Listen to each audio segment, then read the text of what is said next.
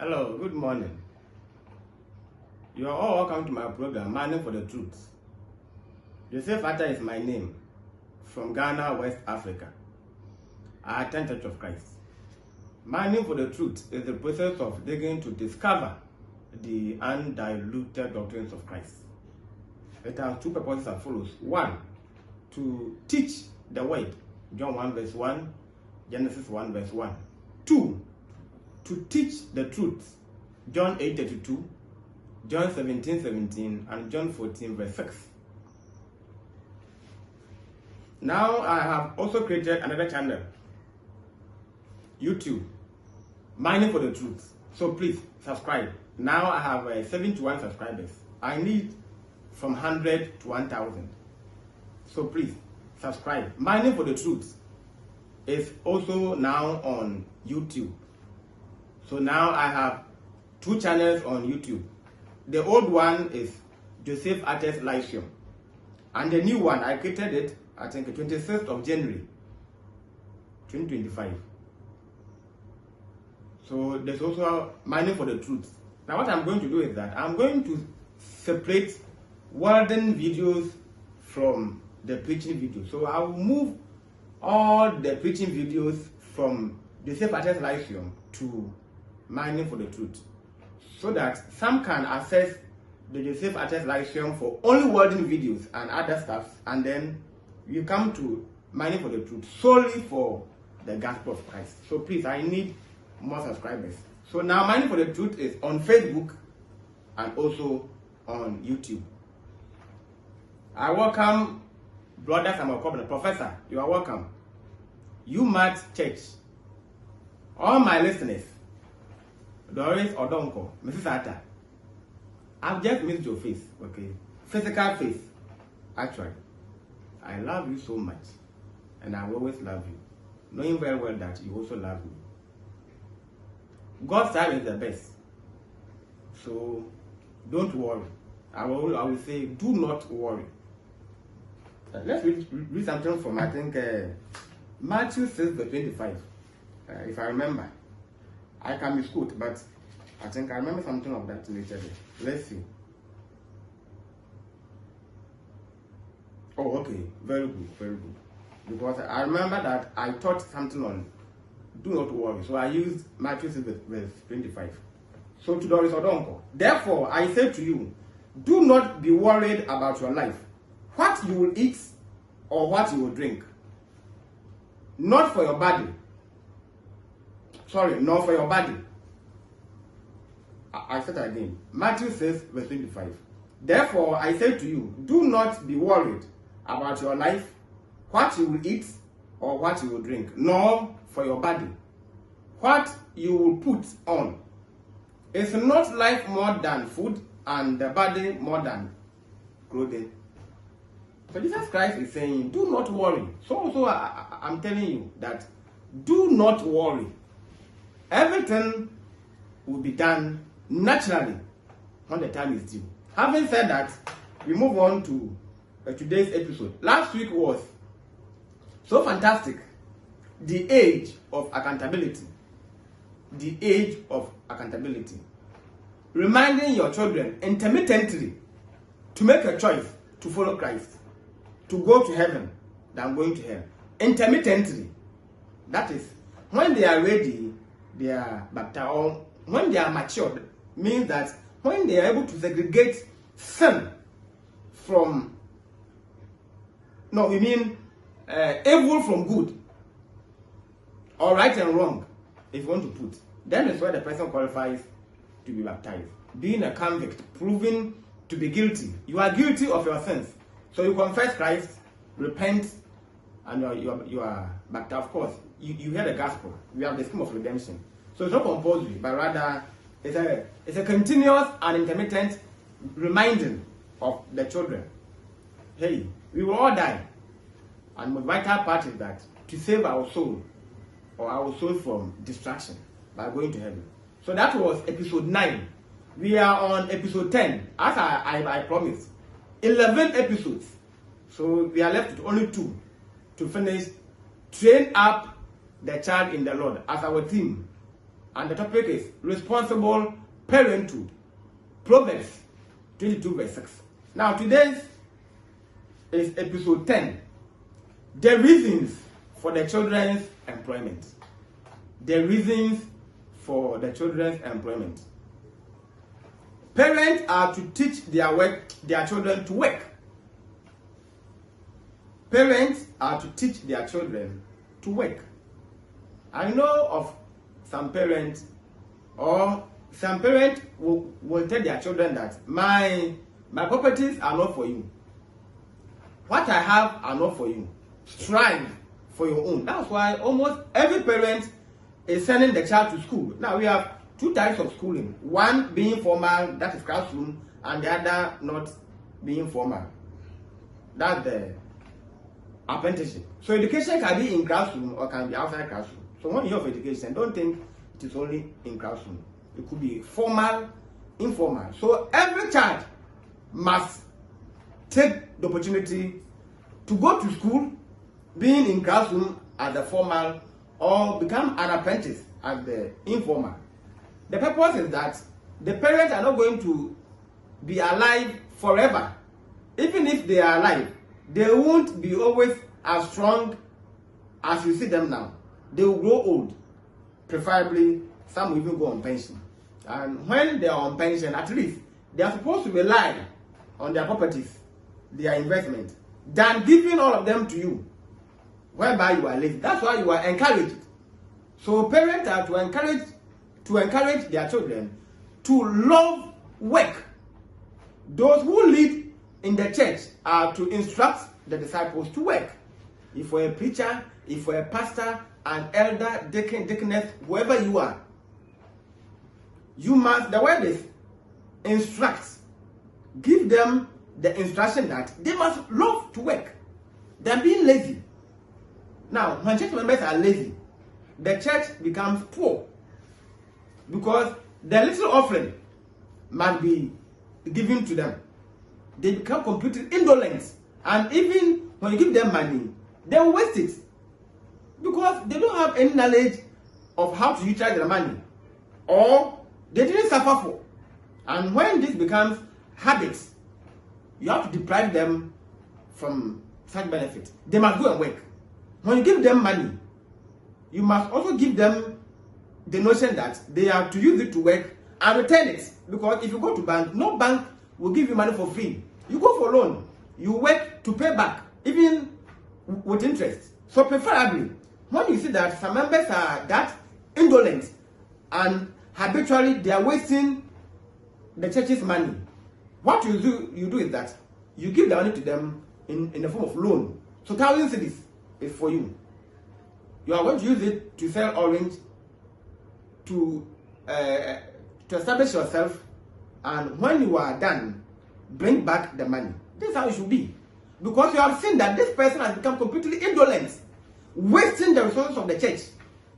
However, this person too must go and work to come back and give to the church to help God's work. So that's why I'm saying that those who lead in the church are to instruct disciples to work. We are all disciples. Of course, no apostles today. Nobody in this life is an apostle. And if anyone is claiming so, you are an antichrist. You die and go to hell in your sins. You mark my words, and then a challenge. When you die, is when you see that, had I known. And had I known, it's a foolish man saying, actually. Oh, it is a foolish man saying that had I known. Despite all the one. That's why if you go to Ephesians 5, verse 15 to 17, be careful how you walk as a wife, not a fool. This is a warning. Verse 16, redeeming the time because the days are evil. It is also a warning. And when you have refused to listen to this two caveats, that's why the verse 17 will say, therefore do not be foolish, but understand what the word of the Lord.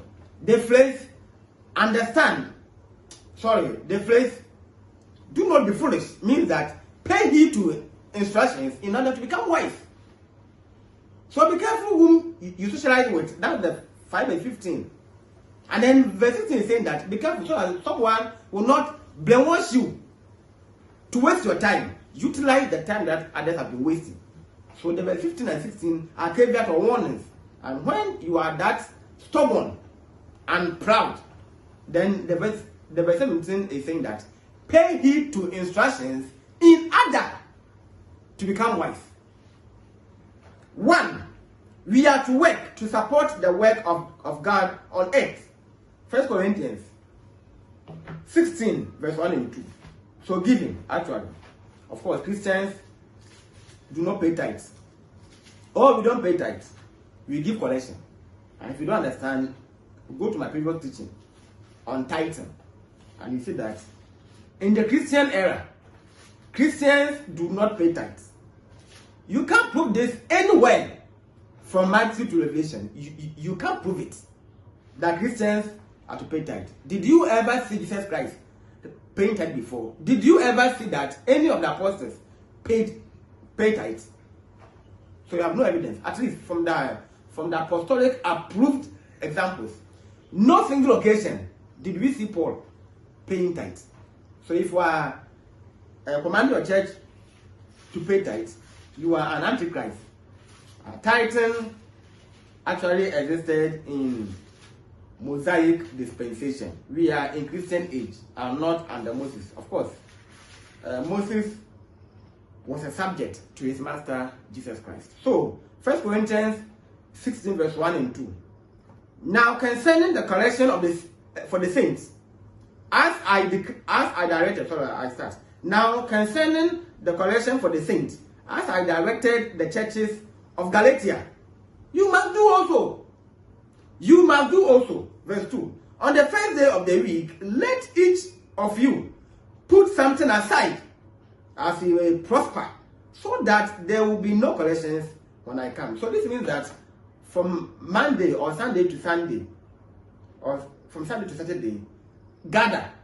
So you don't go to church and give offering by virtue of how eloquent the pastor or the preacher was, or how maybe the sermon or teachings motivated you. No. You have to plan that I take, or I am paid 1,000 cedis minus 10%. So let's say if it is 100 cedis, you divide by the number of weeks in the month. So if it is 4 weeks, it means that every week you're going to give 25 cedis as your giving. However, during the week, some can dash you money, can send you money. You can choose to add some to it. But we're saying that you must purpose your giving. Based on this, we must work to support the work of God on earth. And to the church, you must not misuse the giving. Giving is not meant for being misused. In case you are unaware, you are a steward. So if you misuse the giving which is meant for God's work, then you are in trouble. Ideally, about 80% of giving should go to evangelism. And then you must also help. Same giving must be used to help the needy. The needy. Some don't have at all. So they are supposed to be benefit from the giving than to be misused. Unnecessary. This is the pattern of God for financing his work. Use the giving to do God's work. The giving must be used. The giving that brothers have brought together on Sundays must be used, utilized for God's work, for financing God's work.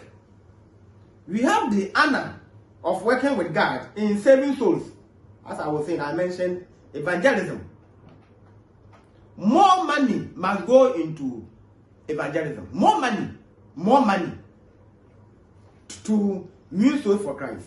Always have been saying that any Christian who boasts that he goes to church early, he is the first person to open the church's door and windows.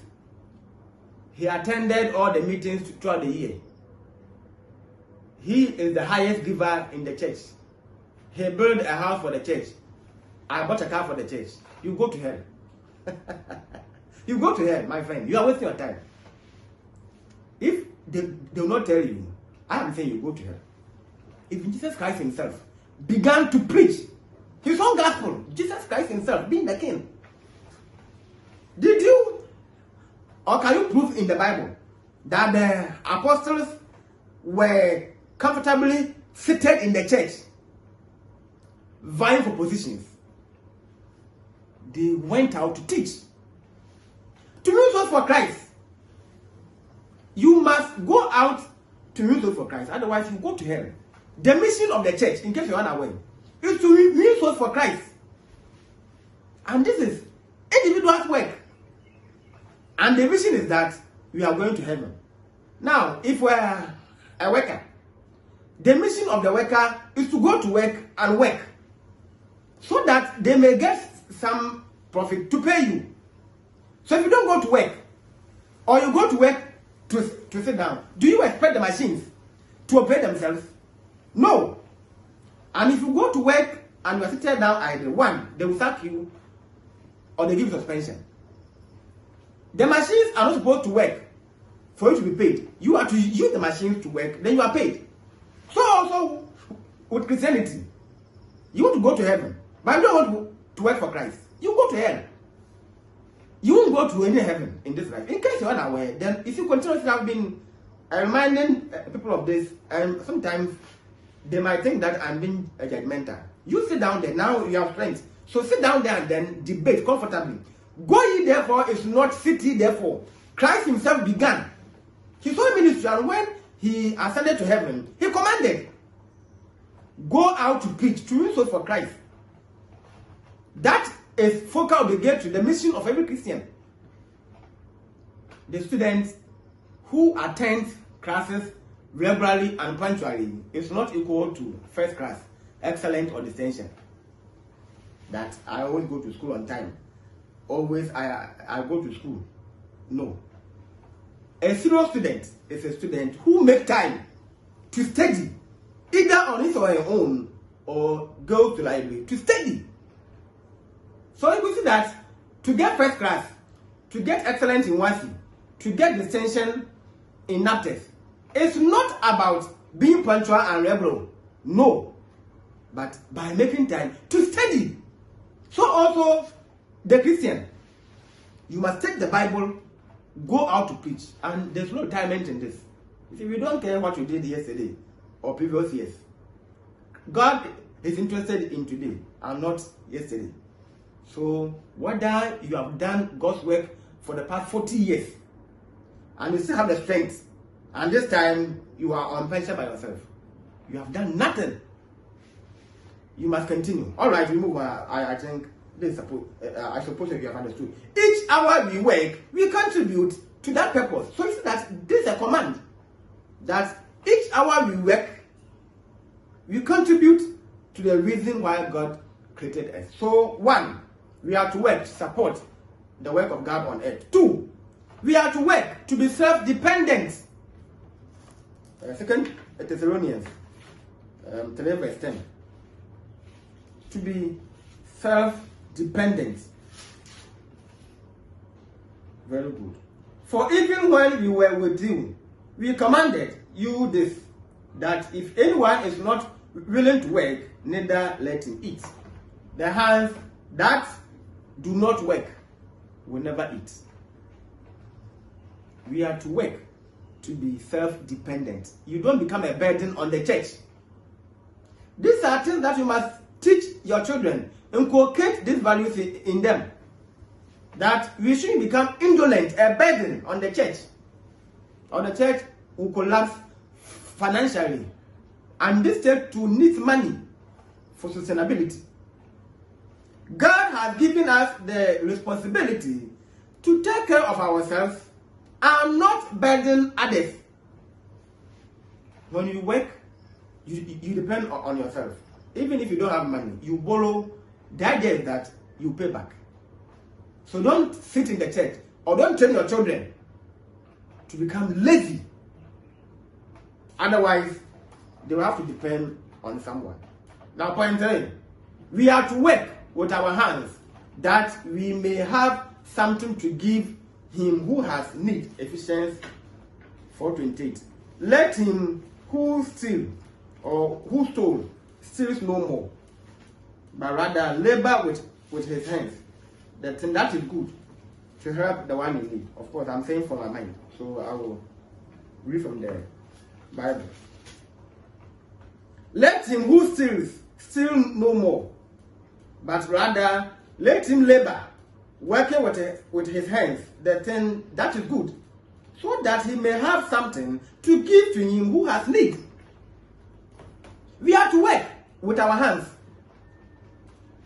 And there's a saying that a dirty hands is equal to real money. Okay, so you have to work. Don't feel shy to work. Push your children to go out there to work. They shouldn't be sitting in the house. Whilst you work at your age, you go out to struggle to come and feed them. Death is that you can die at any time. So you're not helping them in case you're not aware. Of course, you are rich. And when you die, and give them even the whole world's inheritance, they need knowledge to sustain it. Now, supposing that you left a car business company to your child, he or she has no business ideas. So the worker that he or she will employ will steal from your child and then make themselves or establish for themselves their own personal companies. At least they must go to school to have a knowledge about money. Don't be happy that your children are of age and they are not working. You have to train them that they must work so that they can give to those who are in need. In fact, it is so tiring to go to school, finish your service, and then get a work. And the Bible is saying that you are still to show mercy to the needy.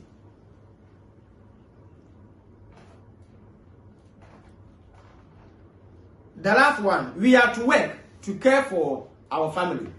1 Timothy 5, verse 8. 1 Timothy 5, verse 8.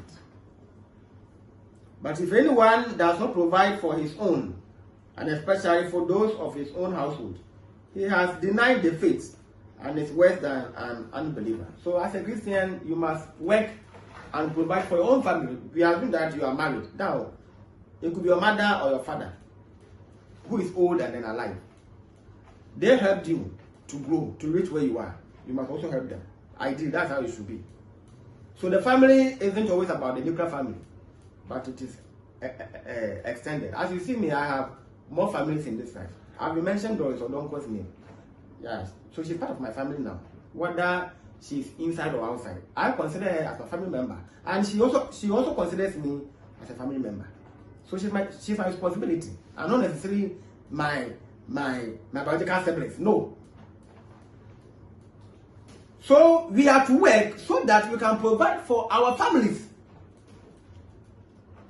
This should let you know that you have responsibilities in your home, outside the home, where you can even extend to the society, the church, everywhere. You know of philanthropists who donate a lot to people. All these are reasons why they were supposed to work. Now, conclusion. Our work is to be done with a view of helping others. We are to be similar to the Good Samaritan. A Samaritan is helping those in need. The full story is in Luke 10:25 to 37. Let me see if I can read more and then Luke. Now this one is not about gaining money for the lost work, but rather to help a brother who is also a Christian. Now, we don't always work to receive money, in case you are not aware. At times, when you're teaching something, somebody may misunderstand you. But your topic was on to work or unemployment. So why this the Good Samaritan? Yes, he used his strength to help a wounded person. So it's a form of working. He even had to pay for his treatment. If he had no money, how was he able to pay? You see? Now, let's say that we are going to establish a church. So people are donating money, cars, cement. I mean, we won't even go to car. So yeah, car, a bus, cement, blocks, steel rods. You can donate your strength. So I'm saying that not all the work is equal to money. Some is equal to appreciation. Someone will say, God bless you. Someone will say, thank you. They are all the same. They are all the same. So it's not always about to work and be given money. So here we see that the Good Samaritan helped someone in need. He carried him to a clinic, paid for all the costs, and then he left. However, some people surpassed and then they went their way because they cared less. This is epitome of the reason why we should work. And in case you still don't understand, he paid money. Let's do some small analysis. Luke before John. Yeah, okay, so Luke 10. Luke 10, verse 25. And behold, a certain lawyer stood up and tested him, saying, Teacher, what shall I do to inherit eternal life? 26. He said to him, what is written is the law. How does it read to you? And he answered and said, you will love your God, you will love the Lord your God with all your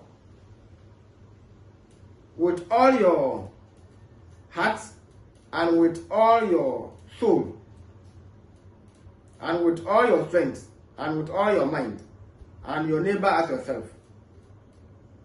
And he said to him, you have answered right.